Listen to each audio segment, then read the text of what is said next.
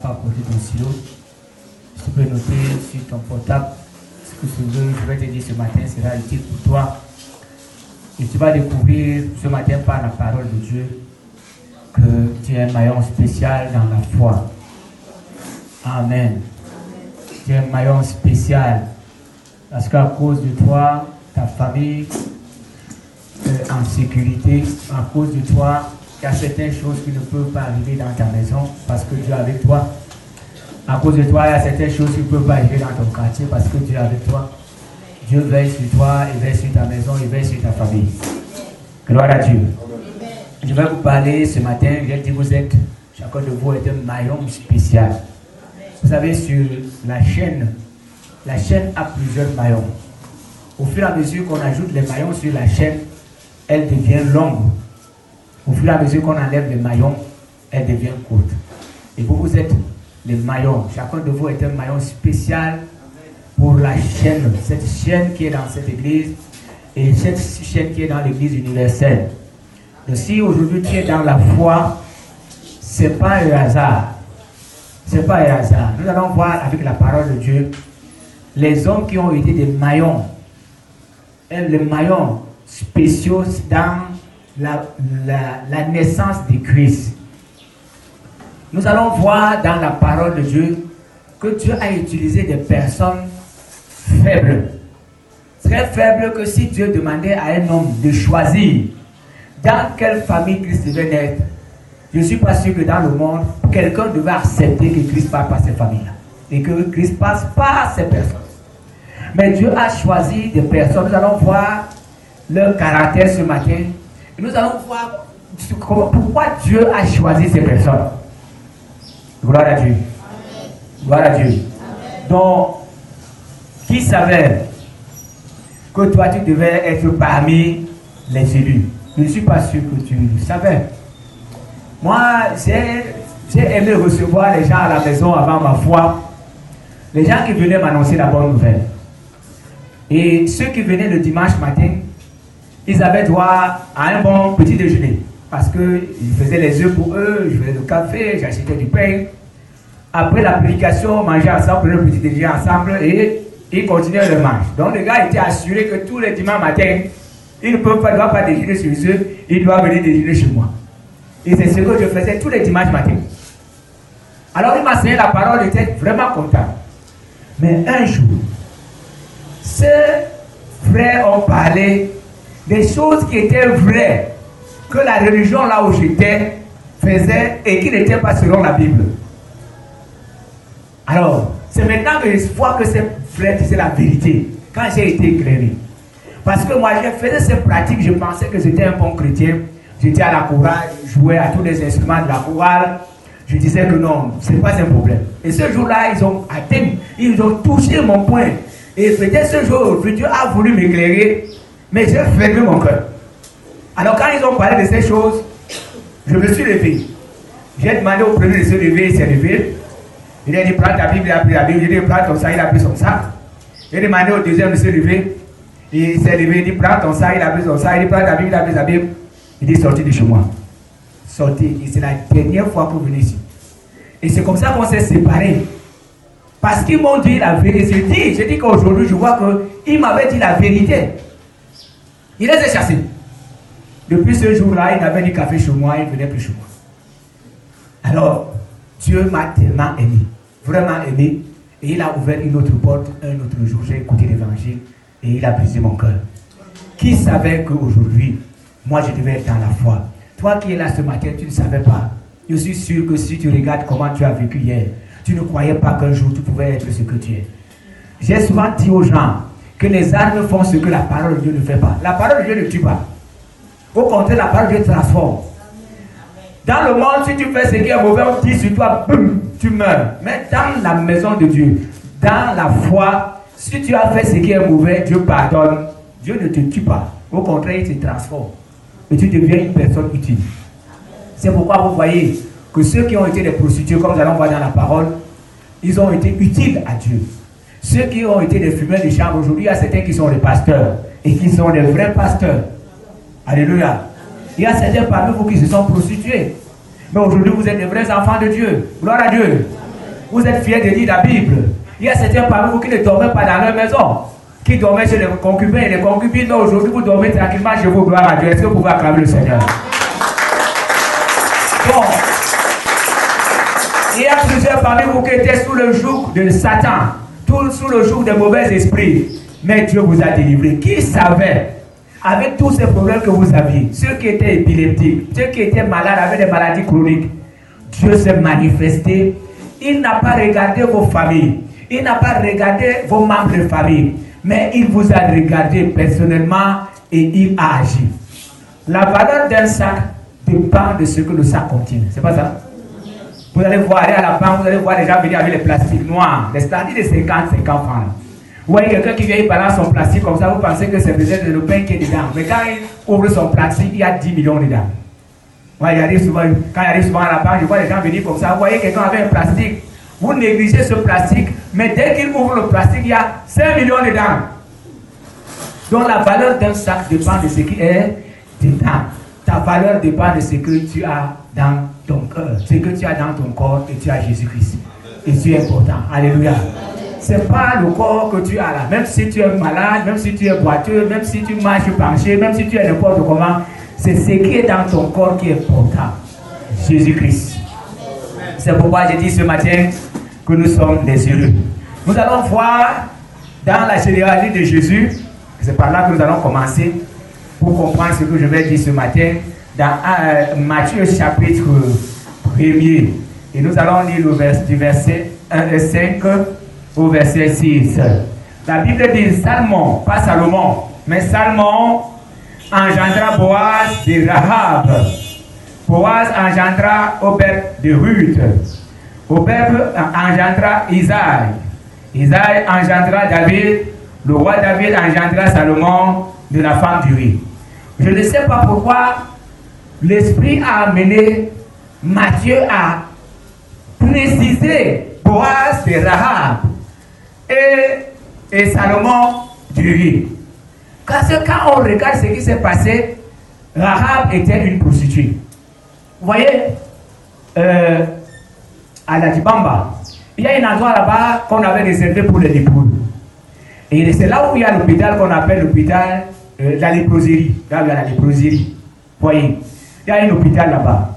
Et l'histoire raconte que la zone là était réservée pour les lépreux. Et vous savez, pour ceux qui ne connaissent pas l'histoire, il y a des lépreux qui ont grandi dans ce contrée, pardon, et des gens qui sont nés dans cet endroit, qui sont devenus des grandes personnes. Moi, je connais quelqu'un qui était là-bas comme lépreux. Et l'un de ses fils est un grand cadre dans une entreprise. Il y a beaucoup de personnes qui sont sorties des familles de lépreux là-bas qui sont des directeurs d'entreprise aujourd'hui. Mais si aujourd'hui tu t'adresses à un, tu lui dis que ton père était lépreux, il ne sera pas content. C'est pas ça? Même toi, si on t'insulte que ton père était lépreux, tu ne seras pas content ce jour-là. Mais je vous dis que des lépreux est sorti des directeurs d'entreprise, des cadres d'entreprise et des gens aujourd'hui qui sont bien placés dans ce pays. C'est pourquoi je te dis une chose ce matin.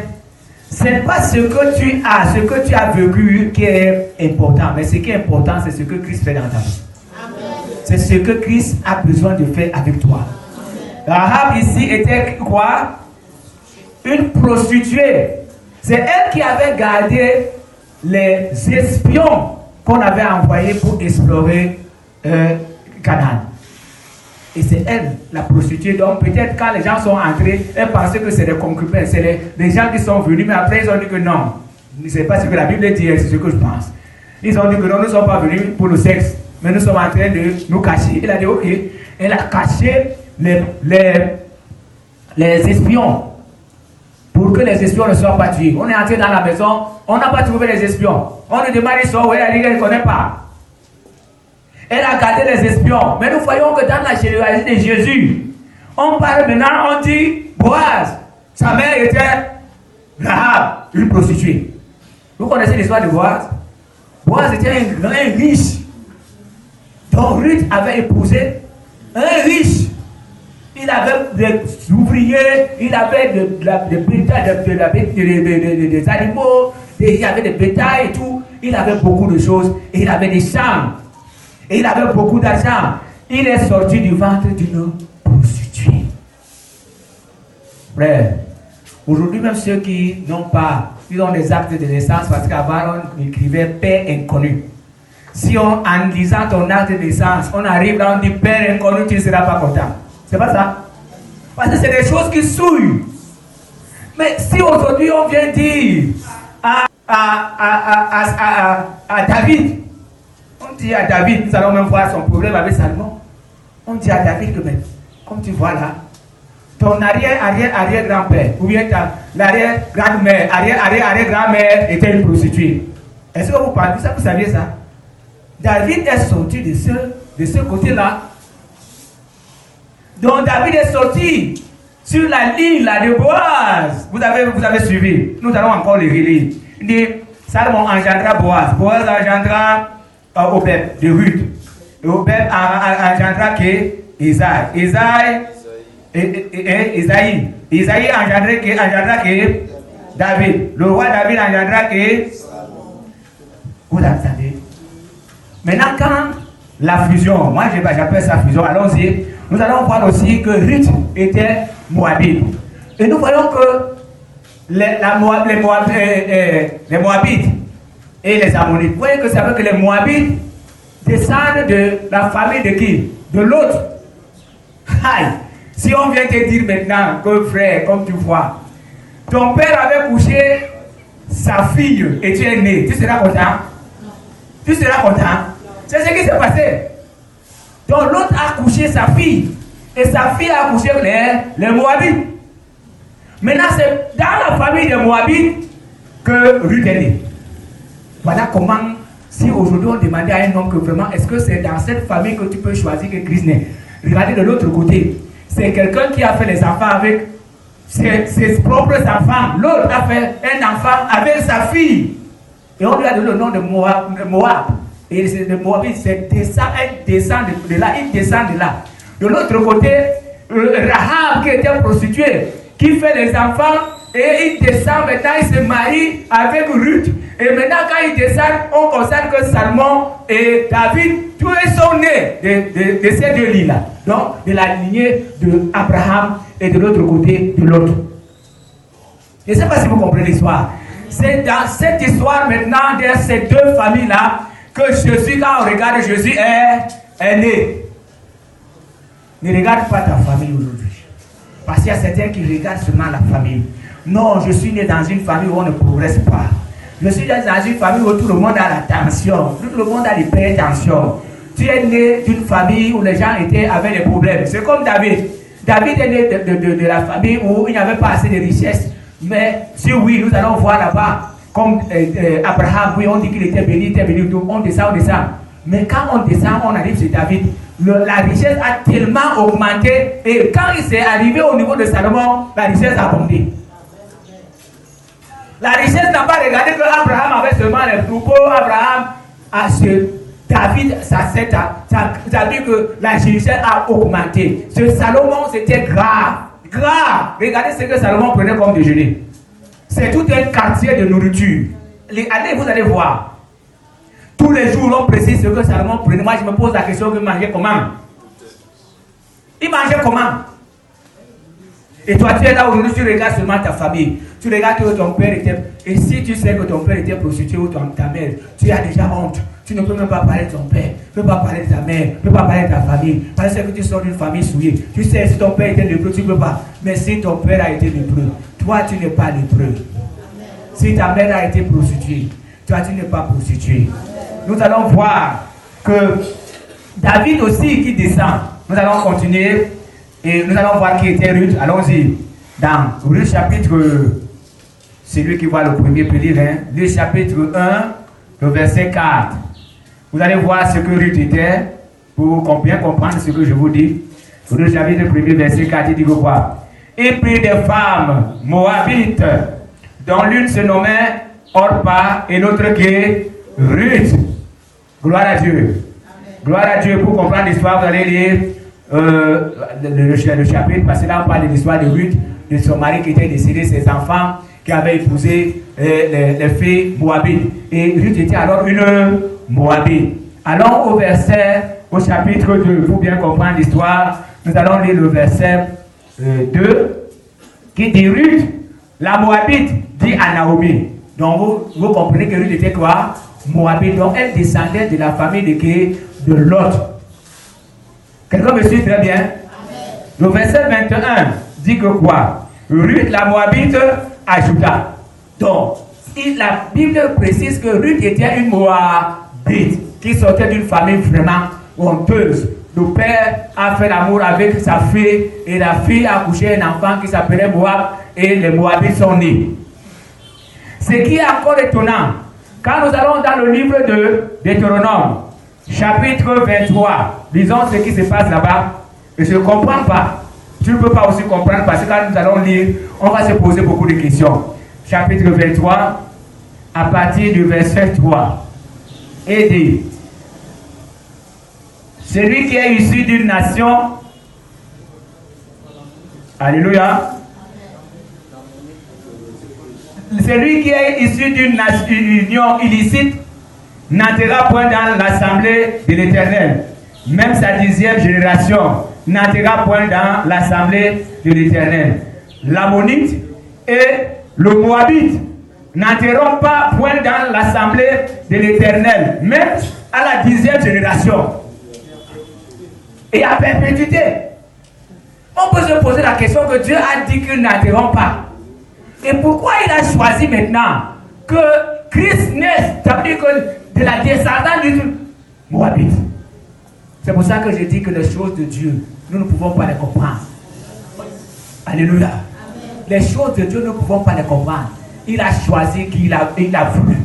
Et aujourd'hui, nous nous sommes sauvés. Parce que Christ est sorti de cette descendance. Il même dit que souiller des personnes prostituées, des personnes qui sortent de la famille honteuse. C'est-à-dire que quelqu'un fait l'amour avec sa fille, la fille accouche un enfant, et c'est maintenant cette personne qui s'accouple avec l'enfant d'une prostituée. Les deux s'accouplent maintenant pour descendre, et c'est dans cette descendance-là que notre Sauveur est sorti. C'est pas tout. Boaz vient de Abraham et Ruth vient de qui? De l'autre. Boaz était fils d'une prostituée. Peut-être quand je parle comme ça, vous ne croyez pas. Allons dans Josué chapitre 2, le verset 1. Si quelqu'un voit le premier, il peut lire Josué chapitre 1er.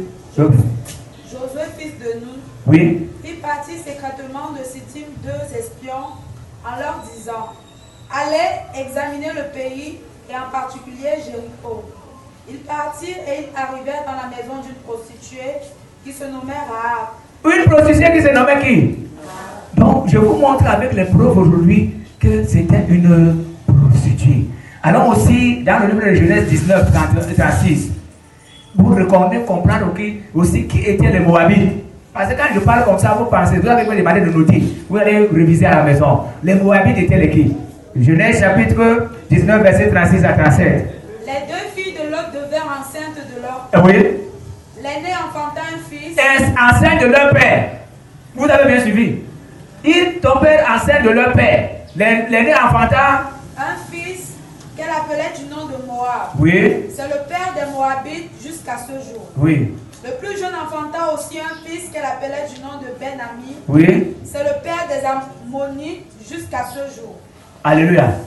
Donc, je vous ai montré encore que voilà ce qui s'est passé. C'est voilà la preuve. Donc, c'est la descendance de quelqu'un qui est tombé enceinte de son père. De quelqu'un qui est tombé enceinte de son père. Oh, quelle honte. Mais c'est dans cette famille que Dieu a sorti Christ. Alors aussi, maintenant dans le livre de 2 Samuel, pardon, verset 11, 14 à 15, pour voir maintenant, parce qu'on a parlé de Salomon, de la femme d'Uri. Oui, on sait, ça veut dire que c'est terrible. David qui couche la femme de son soldat et après il tue encore, il fait tuer de ce soldat, il prend cette femme, la veuve de Uri, il met la veuve à la maison, c'est cette veuve là qui accouche Salomon. Vraiment frère, je ne sais pas si vous comprenez les histoires de ce matin. a dit que c'est quelqu'un qui a fait ce qui n'est pas bien.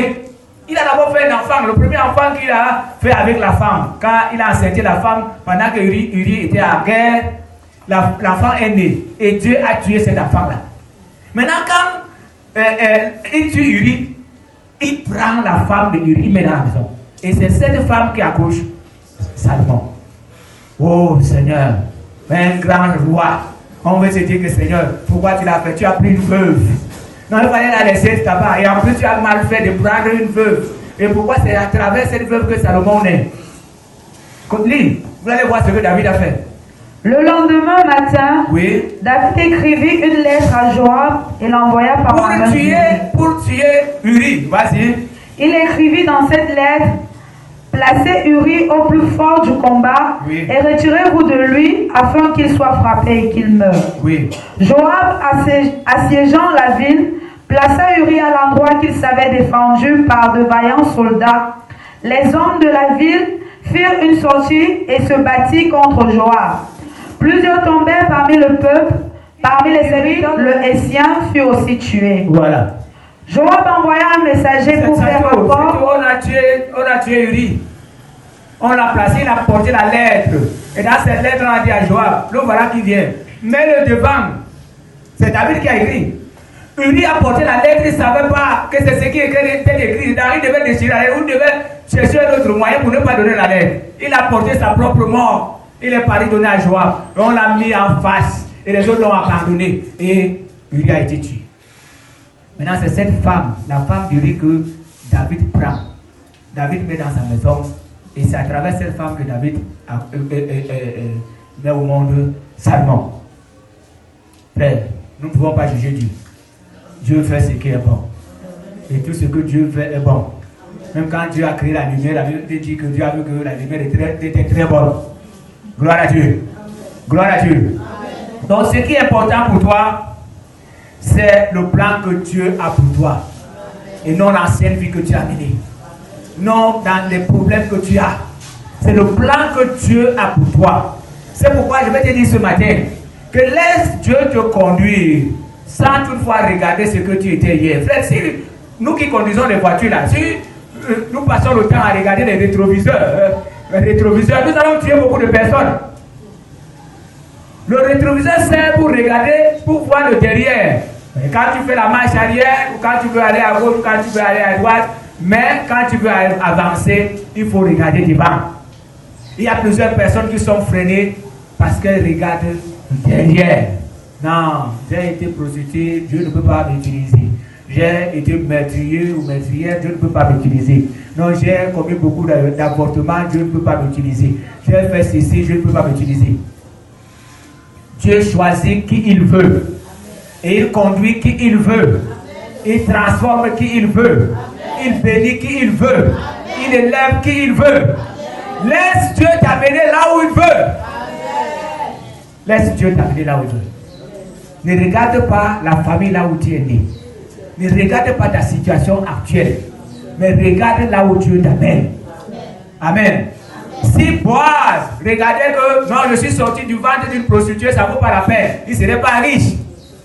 Si Ruth aussi disait que je sors d'une famille maudite parce que mon arrière-grand-père a couché avec sa fille et je suis né, elle ne pouvait rien faire.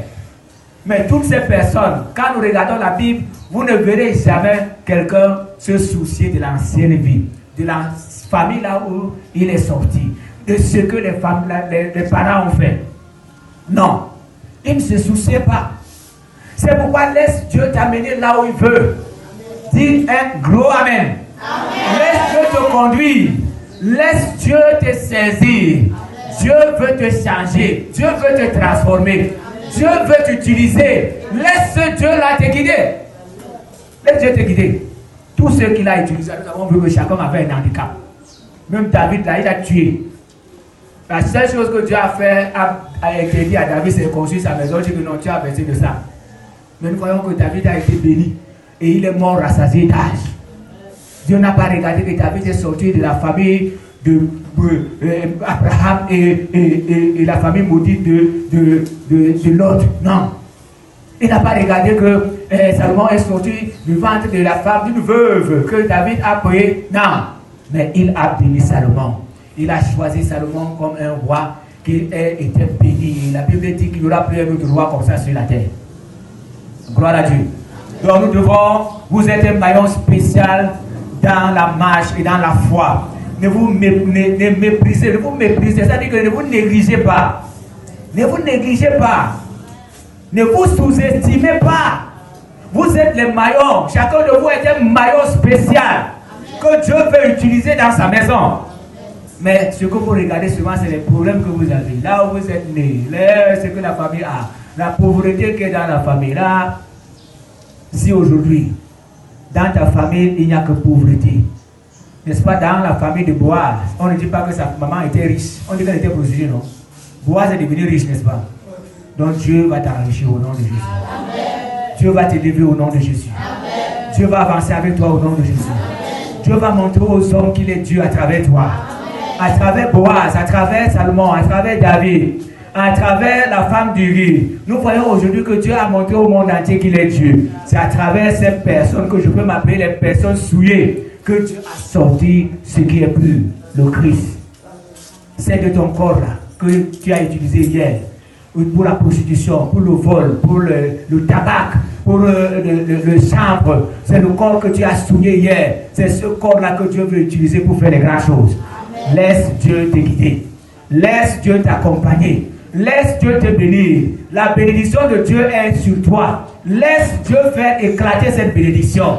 Cesse de te soucier de l'ancienne vie que tu as menée. Cesse de te soucier de l'ancienne vie de ta famille. Si hier, les membres de ta famille n'ont pas acheté les voitures, toi tu dois acheter des voitures.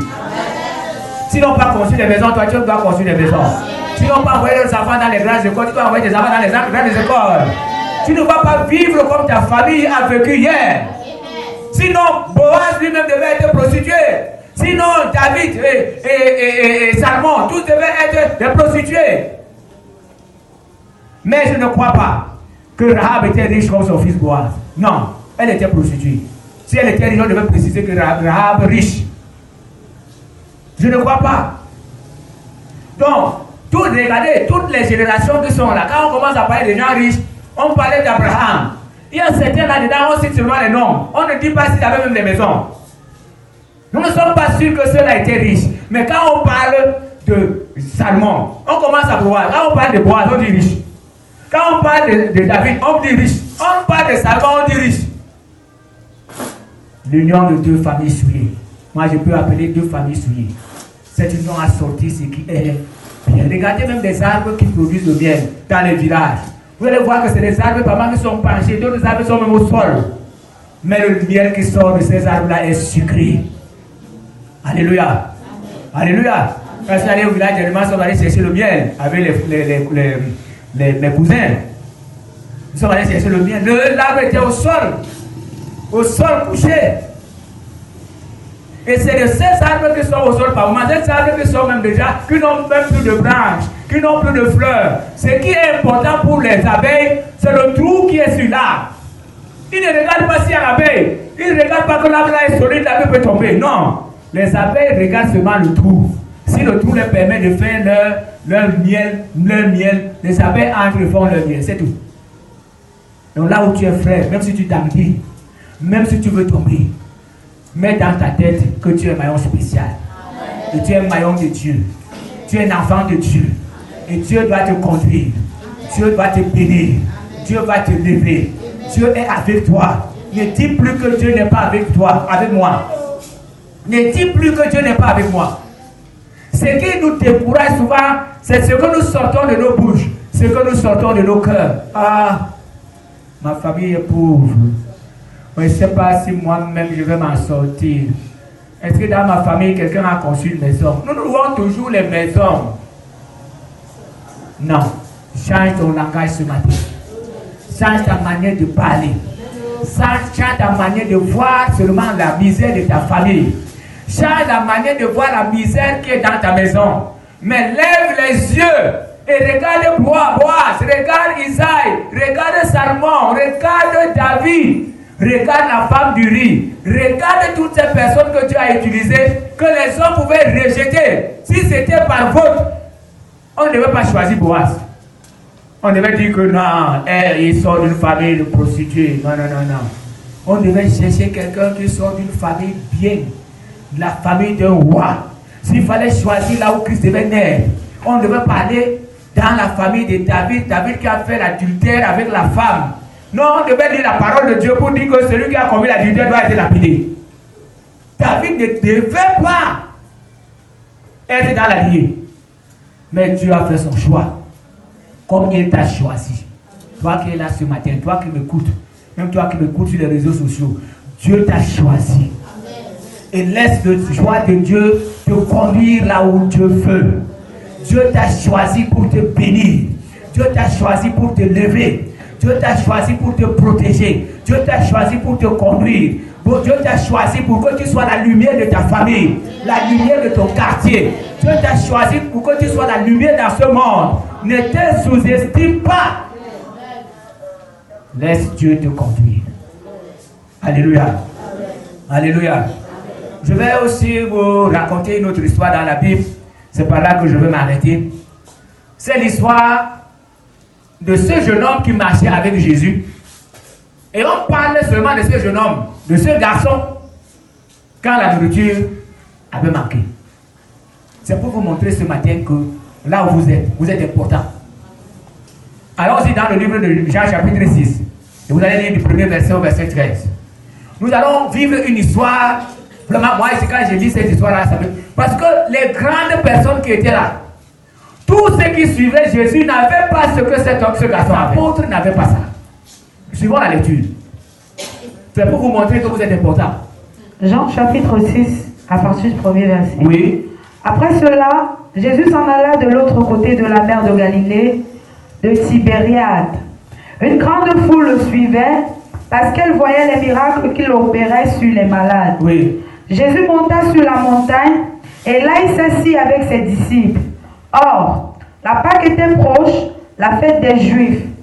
Ayant levé les yeux et voyant qu'une grande foule venait à lui, Oui. Jésus dit à Philippe, où achèterons-nous des pains pour que ces gens aient à manger? Ouais. Il disait cela pour l'éprouver, car il savait ce qu'il allait faire. Gloire à Dieu. Philippe lui répondit, les pains qu'on aurait pour 200 deniers ne suffiraient pas pour que chacun en reçût un peu. Oui. Un de ses disciples, André, frère de Simon Pierre, écoutez l'histoire. Oui. il y a ici un jeune garçon qui a 5 pains d'or. Un jeune garçon qui a quoi? 5 pains d'or. 5 pains. Oui. Et 2 poissons. Et 2 poissons. Mais qu'est-ce que cela pour tant de gens? Jésus dit, faites-les asseoir. Il y avait dans ce lieu beaucoup d'herbes. Ils s'assirent donc au nombre d'environ 500 000. 5 000 hommes. 5 000 hommes. 5 000, oui. Jésus prit les pains. Continue. Jésus prit les pains, rendit grâce et Oui. les distribua à ceux qui étaient assis. Oui. Il leur donna de même des poissons autant qu'ils en voulaient. Lorsqu'ils furent rassasiés, ils dirent à ses disciples, ramassez les morceaux qui restent afin que rien ne se perde. Ils les ramassèrent donc et ils remplirent 12 paniers avec les morceaux qui restèrent, Alléluia. les 5 pains d'orge, après que tous eurent mangé. Alléluia. Nous voyons que quand Jésus était sur terre, il n'invoquait pas les choses du ciel que le Père descend. Mais il utilisait ce que les gens avaient. Comme ce jeune homme qui avait 5 pains et 2 poissons. Et il multipliait. Il a utilisé le vin que les gens avaient, et l'eau, pardon. Et il a rechargé l'eau en vin. Donc il utilisait ce que les gens avaient pour faire éclater la gloire de Dieu. Ici nous voyons qu'il y avait 5 000 personnes. Je suis arrivé là, au lac, à Galilée. Il n'y a plus que les maisons maintenant. Il n'y a plus les herbes comme on dit qu'il y avait beaucoup d'herbes. Il n'y a que les maisons là maintenant. Et le lac là, vraiment, c'est un bon lac parce que l'eau est claire. Donc, il y avait 5 000 personnes. 5 000 personnes, personne n'a pensé à la nourriture. Parce que personne n'avait à la nourriture dans le sac. Personne. Même les apôtres, même Judas qui avait la caisse, il n'a pas prévu que le maître doit manger. Maintenant, ils sont dans une situation où il n'y a plus à manger. Même les apôtres n'avaient plus rien. Mais il y avait un jeune homme qui avait 5 pains et 2 poissons. Il faut dire, dis pardon, que j'ai quelque chose en moi. Dis que j'ai quelque chose à moi. Et Dieu va utiliser cette chose pour éclater sa gloire. Parle fort, frère. J'ai quelque chose à moi. Et Dieu va utiliser cette chose pour éclater sa gloire. Le garçon avait 5 pains et 2 poissons. C'est les 5 pains que Jésus a pris et les 2 poissons, et Jésus les a multipliés. Je ne sais pas quand on connaît le pain entre ses mains, ce qu'il a pensé. La Bible ne le dit pas. On ne sait pas s'il a parlé, s'il était fâché. Il était fâché. Et il a dit, non, vraiment, pourquoi vous prenez mon pain? Mais je pense qu'il était vraiment content. Je ne pense pas que c'était quelqu'un qui aimait la nourriture. Mais le gars a été prévoyant parce qu'il ne savait pas à quel moment il devait rentrer. Il était en train de suivre Jésus avec ses 5 pains dans le sac et ses 2 poissons. Il ne savait pas quand est-ce qu'il devait rentrer chez lui. Et il a préparé son voyage parce qu'il voulait voir les miracles de Jésus. Il voulait voir ce que Jésus faisait. Et il ne sait pas combien de temps il devait prendre. Il a gardé son pain. Il a été prévoyant. Parmi les 5000 personnes, il était le seul qui avait le pain et le poisson. Mais maintenant, quand on multiplie le pain, on multiplie le poisson, les 12 paniers qui sont restés, vous pensez que si le garçon l'a laissé à Jésus, qu'il veut prendre un panier, il devait refuser? C'est lui qui a donné le pain et c'est lui qui a donné le poisson. Jésus devait lui dire que c'est toi-même qui as l'origine de cette chose, prends un panier, va. C'est pourquoi je vous dis, frère, ce que vous avez, Dieu va utiliser ça. Et Dieu va multiplier ça. Et Dieu va vous bénir. Et Dieu va vous élever. Vous avez quelque chose en vous que Dieu voudrait utiliser. Ne vous sous-estimez plus à partir de ce matin. Même si vous êtes au milieu de 5000 personnes comme ce jeune homme. On dit bien que c'était un jeune homme. Un jeune. On ne dit pas que c'était un vieux. Le vieux Pierre était là, il n'avait rien.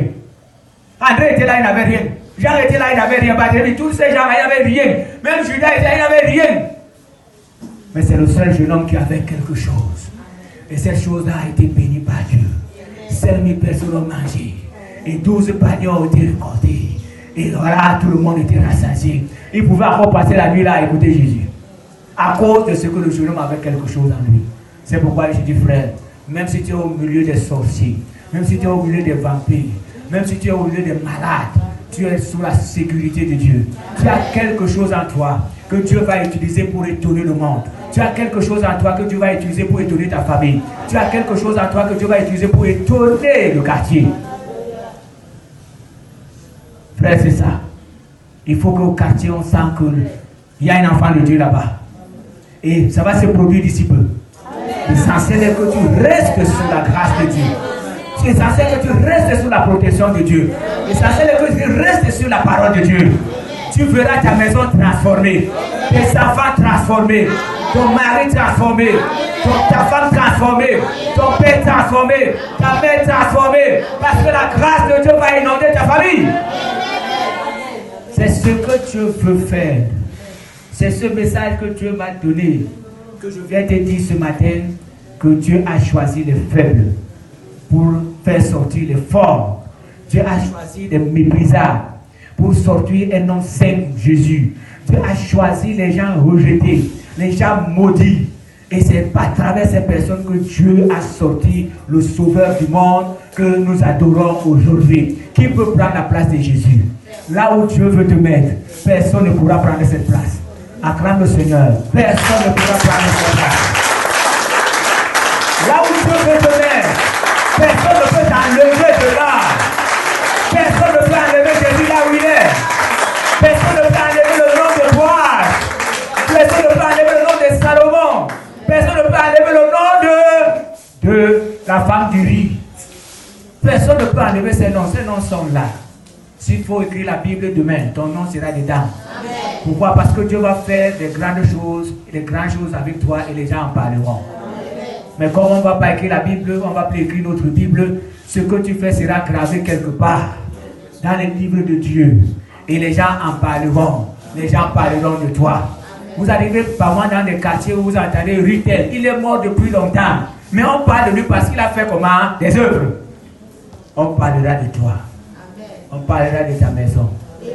On parlera de ta famille. Amen. Même quand tu vois le diable agiter les enfants n'importe comment là. Répète cette parole. Dieu a dit à Israël, tes enfants seront mes serviteurs. Amen. Et tes enfants serviront Dieu. Tes enfants serviront Dieu. Quelle que soit l'agitation du diable, tes enfants serviront Dieu. Parmi tes enfants, il y aura des cadres d'entreprise. Parmi tes enfants, il y aura des directeurs d'entreprise. Que Dieu bénira ta maison. Parce qu'aujourd'hui, tu te sous-estimes. Mais ce que Dieu a préparé faire pour toi est plus grand. Que le Seigneur vous bénisse. Que le Seigneur vous bénisse. Et que cette parole vous réconforte. Que chacun de vous se lève. Cessez de vous soucier. Cessez de regarder l'ancienne vie.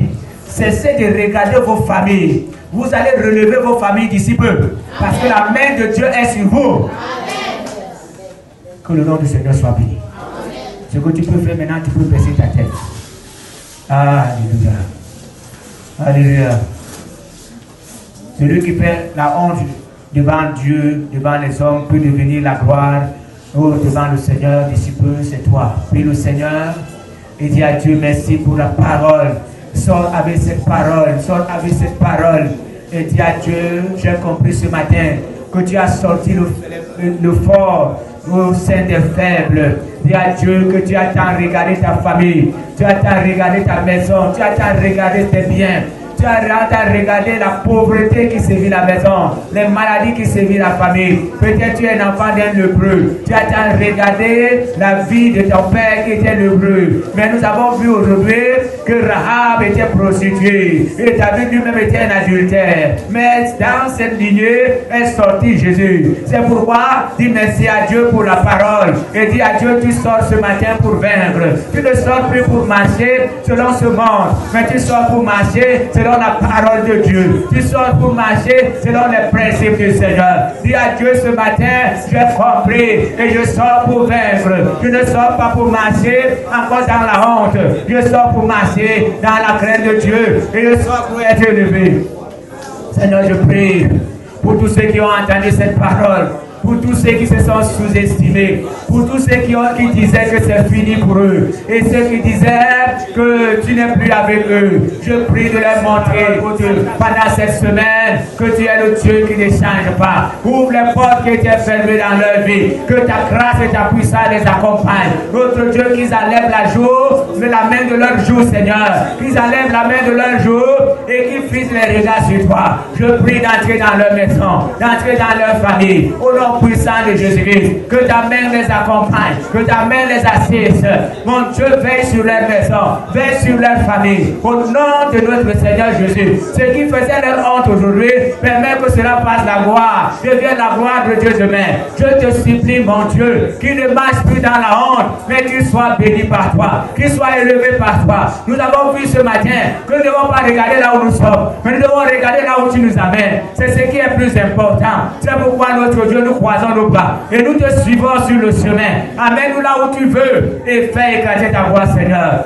Merci notre Dieu pour tes bienfaits. Merci pour ta parole. Merci pour ton soutien. Merci pour tes multiples bénédictions.